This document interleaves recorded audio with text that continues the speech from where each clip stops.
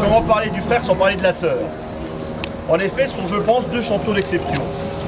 L'un connaît un peu plus de réussite cette année que l'autre, mais le travail a été le même cette saison, ainsi que les saisons précédentes.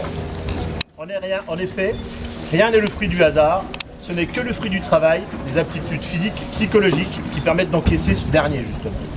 C'est dur de se lever en hiver pour aller sur l'eau malgré la pluie, le froid. C'est dur de se bouger pour aller en muscule entre deux cours.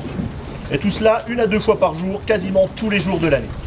C'est dur à 2000 mètres, ça brûle dans les jambes, les bras, les poumons, le cœur est trop gros pour la cage thoracique. Mais c'est bon quand le résultat est là, hein Thibaut? Pour Justine, c'est cette année une 8e place aux mondiaux.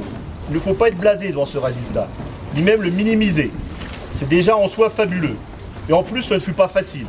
Stage de préparation sans coach, ou presque cet hiver, difficultés techniques afin de souder les rameuses, bref, pas simple.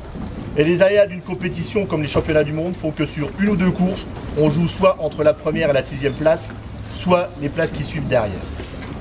Voilà Justine, sois fière de ta place, de la combinaison tricolore que tu as portée. Nous sommes, nous, fiers de toi. On est sûr que tu en porteras d'autres, on te souhaite d'aller plus loin encore.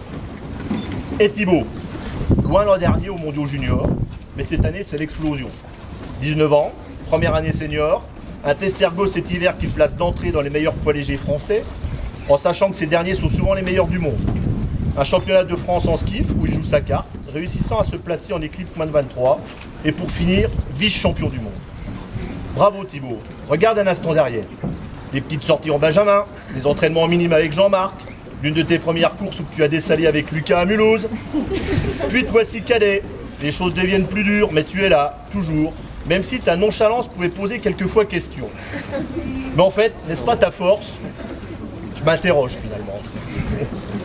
Déjà, tu es perfectionniste, analysant vidéo sur vidéo, le coup d'aviron de ta sœur, regardant, apprenant, réfléchissant. Puis junior, les stages, ton humour, j'ose dire ton charisme qui fait que les autres rameurs te portent dans leur cœur, cherchent ta compagnie.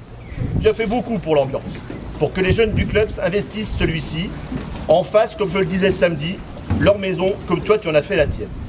Et puis cette année, le pôle espoir à Nancy, ses cadres et la vie d'adulte. Que de chemin, que de kilomètres en bateau, en skiff, en courant ou en minibus. Aujourd'hui, souviens-toi, mais je n'en doute pas, de ce que Jean-Marc, Baptiste, Lucas, Quentin et tous les autres, tout le club, nous avons pu t'apporter. Car ta performance est le fruit de ton travail, certes, mais aussi un petit peu celui de ce que nous avons pu mettre en place autour des rameurs et principalement autour de toi. Enfin, principalement, comme les autres.